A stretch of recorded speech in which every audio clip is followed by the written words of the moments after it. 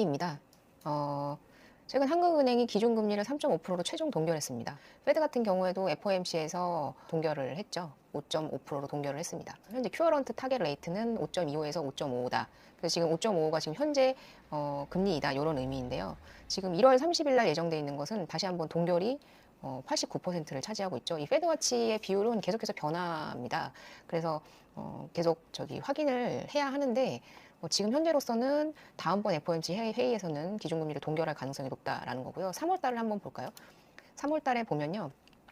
보시면 5.25로 내려가겠다고 생각하는 FOMC 위원들이 67.5%를 차지하고 있습니다. 그 FOMC 회의에서 지난번에 내년에는 한 3번 정도 금리를 인하해서 4.5% 정도의 금리를 맞추겠다라고 했는데요. 최초 스타트가 되는 금리 인하의 시점이 지금 상태로 본다면 3월 달이 되는 거고요. 물가 및 소비입니다. 네, 고물가, 고금리, 고환율. 그래서 고물가로 소비 심리가 위축됐고 주택 가격도 하향 조정됐다고 합니다. 이제 7월 달에 이제 물가 상승률이 2.3%까지 내려갔다가 제가 이제 지난번 방송에서 이제 국가에서 가장 이상적으로 보는 인플레이션의 수치가 한 2% 정도 된다고 했는데 거의 거기까지 내려온 거죠. 근데 이게 다시 10월 달에 3.8%까지 올라갔습니다. 고물가로 내수 부진이 이어지면서 이제 소비자 심리 지표의 소비 심리 지수가 이제 4개월 만에 비관적으로 돌아섰다. 지금 파란색이 소비 심리 지수인데 98.1%, 10월 달에 98.1을 표시하고 있는데 100 이상이면 소비자가 체감하는 경기가 낙관적인 것이고 100 이하면 소비자가 체감하는 경기가 좋지 않다라 비관적이라는 수치를 나타내는 것인데 지금 7월 달까지는 이제 경제 전망을 소비자들도 낙관적으로 바라보다가 7월 달부터는 다시 하향세로 돌아섰다 이렇게 보시면 될 것 같고 그리고 주택 가격 전망 지수 CSI라는 게 있습니다. 이것이 100 이상으로 올라가면요. 지금 100 이상이죠. 7월 달에 처음으로 100을 돌파했고 네. 그다음에 지금 10월 달에 108까지 이제 9월 달에 110까지 올라갔다가 9월 달에 110까지 올라갔다가 10월 달에 꺾였거든요. 다시 한번. 그래서 4분기 거래도 둔화가 이어졌다고 했는데 이 주택 가격 전망 CSI라는 건 이제 1년 뒤에 집값이 오를 것인지에 대한 전망이 많다라는 뜻입니다. 그러니까 이 지수가 100이 넘으면 내년에는 집값이 오를 거야라고 생각하는 사람들이 더 많다라는 의미거든요. 근데 지금 7월 달부터 9월 달까지는 이 지수가 계속해서 상승을 했는데 10월 달에 꺾였습니다. 110에서 108로 꺾였고 제가 이제 여기서는 10월 달까지밖에 나오지를 않아서 한국은행 경제통계 시스템에서 한번 그 다음 달 거를 한번 제가 확인을 해봤거든요. 11월 달이죠. 11월 달까지밖에 아직 조회가 되지 않고 있습니다. 그래서 보시면 검은색은 6대 광역시 그리고 하늘색은 서울시인데요. 거의 그래프가 유사합니다. 그래서 보시면 10월 달에 지금 109라고 되어 있는데 11월 달에 보시면 102까지 꺾였습니다. 그러니까 계속해서 지금 내년에 집값이 하락할 거라고 예상하는 전망 지수가 점점 더 강해지고 있다. 매매가가 떨어질 거라는 지수가 점점 더 강해지고 있다. 이렇게 보시면 될 것 같다. 그래서 내년에는 집값이 내려갈 거라는 추세가 점점 더 강해지고 있다. 이렇게 보시면 될 것 같고요. 다음 번은 경제 성장률입니다. 네. 2023년에는 1.4% 경제 성장을 했다고 하는데요. 경제 성장률이 1%대면요. 경기 침체를 의미한다고 합니다. 그러니까 2023년도는 실질적으로 경기 침체의 시기였고요. 2022년도보다도 훨씬 더 낮아진 수준입니다. 건설 투자는 2.8% 증가했는데 2024년에는 감소될 전망이다. 그러니까 건설 투자가 얼마나 안 좋을지 그리고 지금 투자를 별로 하고 있지 않다라는 거 그럼으로 인해서 이제 인허가 착공 물량도 줄어들고 아파트 가격이 2년에서 3년 내에 상승할 거라는 그런 전망이 지금 지배적이다. 지금으로서는 내년 아파트 값은 하락할 거라고 예측하는 지수가 높지만 이런 이유로 해서 2, 3년 후에는 뒤에도 나오겠지만 분양에서 나오겠지만 상승을 예측하고 있다. 다음 번 보면 건설 산업 동향입니다. 산업 대출금 중에서요, 건설 부동산업의 비중이 점점 증가하고 있다고 합니다. 그리고 증권사 PF, 프로젝트 파이낸싱 연체율이 2자릿수를 기록했다고 하는데요. 엄청납니다. 지금, 그래서 이제 저도 이제 주변에 증권사에 다니시는 분들이 있으신데, 증권사에서 지금 그 구조조정의 칼바람이 아주 무섭게 진행되고 있다고 합니다. 제가 체감할 만큼 주변에서 들려오는 소리가 어마무시한데요. 보시면 증권사의 지금 PF 연체 대출액이 17.28%를 차지하고 있습니다. 그래서 아주 심각한 상황이고요. 그에 대비해서 은행권 같은 경우에는 0.23으로 안정적인 상태를 유지하고 있는데 이게 이제 저축은행이나 보험 캐피탈 같은 것들이 이제 후발주자로 PF 대출에 참여를 하면서 이제 그 위험 자산에 많이 투자를 하게 되시면서 연체율이 많이 높아졌다고 해요. 그래서 새마을금고 사건도 터진 이유가 뭐 그러한 이유 때문이고요. 근데 특히나 증권사가 정말 지금 심각한 수준에 이르렀다. 19년 4분기에 두 자릿수였던 PF 대출 잔액이 2023년 2분기에는 세 자릿수인 133조 원까지 늘어났고요. 여기서 말하는 그 PF 대출이라는 거는 프로젝트 파이낸싱이라고 해서 이제 쉽게 말씀드리면요.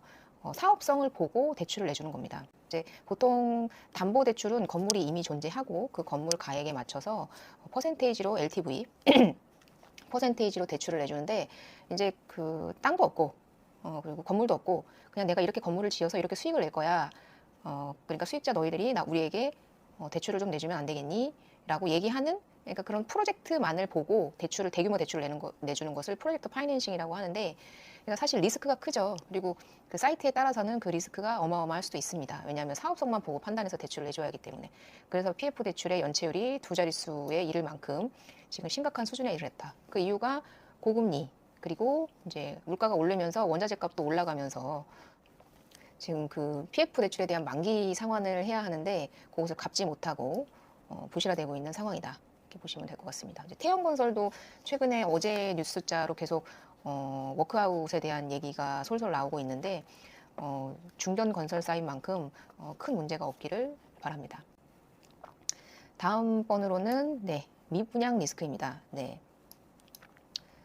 지방 중심으로 이제 미분양이 누적돼 가고 있다고 합니다.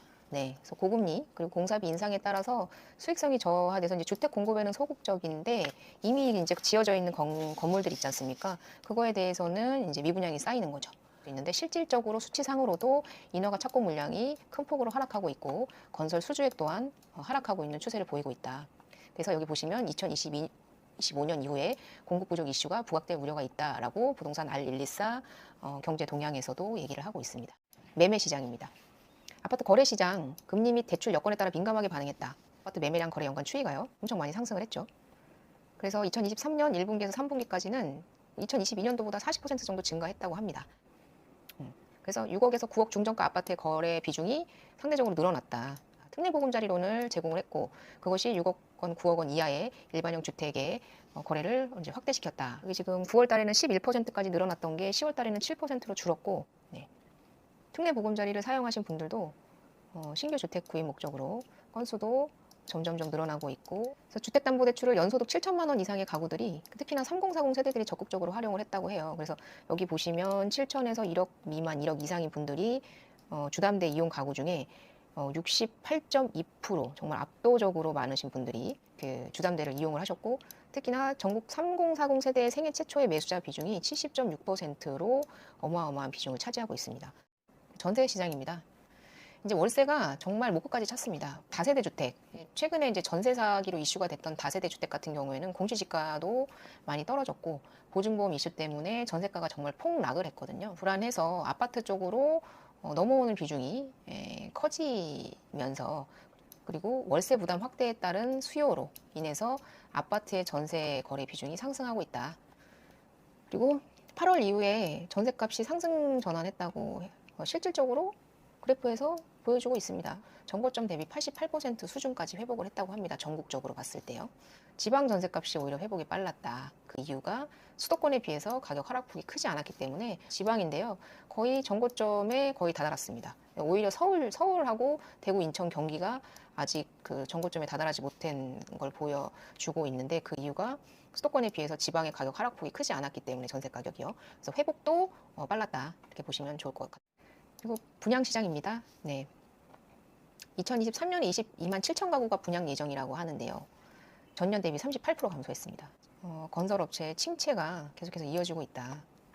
다음 번으로는 미분양이 위험 수준에 이하라고 합니다. 2023년도 10월 기준에서 원래는 6만 2천 가구 이상이면 미분양이 위험 수준이라고 하는데 2022년도에는 미분양이 위험 수위를 넘어갔다가 2023년에는 좀 미분양 위험 수위가 줄어들었고요. 그러니까 준공 전에 다 분양이 되면 상관이 없는데 준공이 다 끝났는데도 미분양이 생기는 건 정말 악성인데 이게 지방을 중심으로 해서 그런 악성 미분양들이 아직도 많다고 합니다. 그래서 지방 등 하급지 위주로 미분양 리스크가 불거질 수 있는 가능성은 있다고 하거든요. 다음 번으로는 분양가 상승에 따른 수요자 선별 청약이 심화되고 있다. 고금리 그리고 공사비 인상 그리고 규제 지역 해제로 인한 고분양가 관리 지역 자동 해제 이런 것들로 인해서 그러니까 이제 금리도 비싸고 공사비도 올라서 분양가는 계속해서 상승하고 있다. 분양가 시세가 수준이 높아진 반면에 이제 수요자들이 가격 민감도가 커져서 선별 청약이 심화됐다는 겁니다. 그래서 수도권 중심으로 조금 편중되는 경향을 보인다고 하는데요. 다음 표에 보시면 그 위에 나오는데 서울은 청약 열기가 막 60대 1을 넘어갈 정도로 아주 청약 경쟁률이 높은데 다른 지역들은 그렇지 않습니다. 그래서 전국적으로 봤을 때도 이 청약 수요자의 선별 청약이 심화되고 있다. 가격의 민감도가 커지면서요. 그래서 서울은 여전히 서울 불패를 이어가고 있다. 공급 동향은 2025년도 제가 말씀드린 대로 2025년도부터는 적정 공급량 수준에 못 미칠 전망이다. 특히나 서울을 보시면요. 서울은 지금 계속해서 부족합니다. 그래서 서울 아파트 값이 사실 비싼 이유가 이런 거죠. 살고 싶은 곳인데 이 살고 싶은 곳에 집이 없는 거죠. 그래서 서울의 아파트 값은 계속해서 상승할 것이고 특히나 더더욱이나 2025년 이후에는 그 입주 물량마저도 줄어든다. 그리고 전국 단위로 봤을 때도 2025년도부터는 입주 물량이 적정 공급량보다 줄어들고요. 수도권도 마찬가지로 2025년을 기점으로 해서 적정 공급량을 하회할 예정입니다. 그러니까 전국적으로 걸쳐서 2025년 이후에는 적정 공급량보다 입주 물량이 적다. 이렇게 보시면 될 것 같습니다. 어떤 분들께서 그런 얘기를 하시더라고요. 그러니까 매도할 사람들이 많은데 그 매도할 물량을 전세로 돌리면 전세값도 떨어질 거 아니냐. 그리고 매도할 물량이 많으니까 당연히 매매가도 당연히 떨어지는 거 아니냐. 첫 번째로 매도하려는 물량이 많다고 해서 그 매도하려는 그 건물이 공실입니까? 그 매매하려고 하는 그 아파트에 누군가는 지금 거주를 하고 있거든요. 그게 세입자든 아니면 임대인이든 간에요. 그 임대인이 만약에 그 집을 판다고 하면 팔고 다른 곳으로 간다면 새로운 건물에 들어가거나 다시 본인도 전세로 들어가야 되기 때문에 그 물건이 비어있는 물건이 아니고 이미 차 있는 물건이기 때문에 그 사람도 어딘가에는 집을 다시 구해야 되거든요. 그래서 그러니까 팔겠다고 하는 사람이 많다고 해서 그 물건이 그러니까 그 가격이 계속해서 하락할 거라고 생각하시는 거는 저는 좀 오류가 있다고 생각을 합니다. 매수자 우회 시장이라 할지라도 적정 공급 물량을 감당해내지 못하면 아파트 값은 상승할 수밖에 없다. 이렇게 생각을 합니다. 어디로 갑니까? 그 집을 판 사람도 어딘가로는 가야 되거든요. 그리고 사겠다는 사람도 지금 어딘가에서는 살고 있는 거고요. 그래서 저희 가구 수는 계속 늘어나고 있는 추세고요. 저희가 뭐 독립을 하면 부모님 따로 사시고 저희가 따로 살고 원래 한 가족이었던 게 두 가족으로 나눠지잖아요. 그러면서 가구 수가 계속해서 늘어나고 있기 때문에 지금은 뭐 그 인구 수로 따질 것이 아니라 가구 수로 적정 공급 물량을 따져봐야 하기 때문에 그 부분에 대해서는 아직까지는 적정 공급 물량에 미치지 못하는 공급 물량을 지금 예측하고 있다. 그래서 2025년, 26년도쯤에는 지금 특단의 대책을 내놓지 않고는 그러니까 이슈가 지속될 가능성이 있다. 이렇게 보시면 좋을 것 같습니다.